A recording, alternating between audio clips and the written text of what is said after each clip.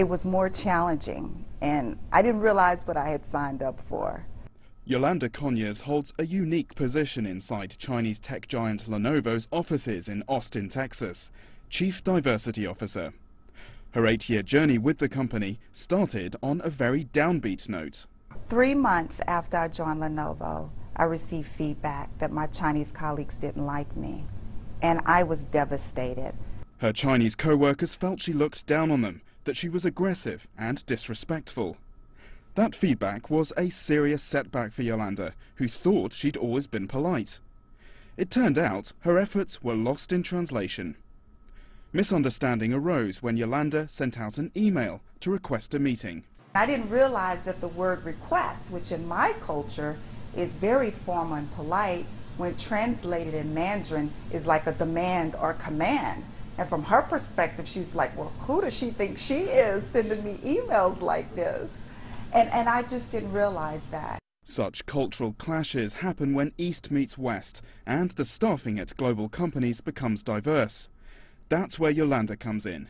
She works on bringing together talents from a variety of backgrounds, and she says that's helped Lenovo gain an upper hand in the global market. The company is now the world's largest personal computer maker. So we blend the both Eastern and Western practices in the company, and we also have to compromise. And so to be part of the Lenovo culture, it's about having humility, it's about listening, it's about compromising, and it's about being open. Haier, a household appliance maker, has taken a different approach to avoid potential cultural conflicts. It employs only US workers at its plant in South Carolina, earning the company much local praise as a jobs creator.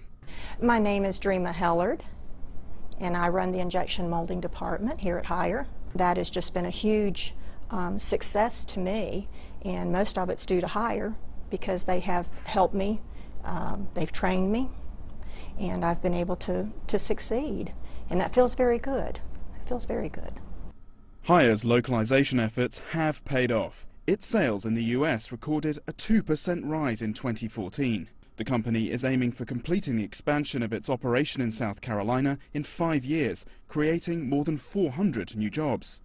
More Chinese investment in the United States is good for the United States. Why? Because the data show that Chinese firms pay higher than average wages and benefits. A recent report shows that the number of jobs created by Chinese investments increased more than 5 times over the past 5 years.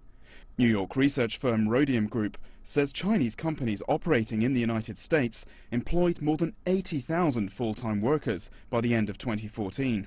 And it predicts that number could increase 5-fold again over the next 5 years. Paul Barber, CCTV.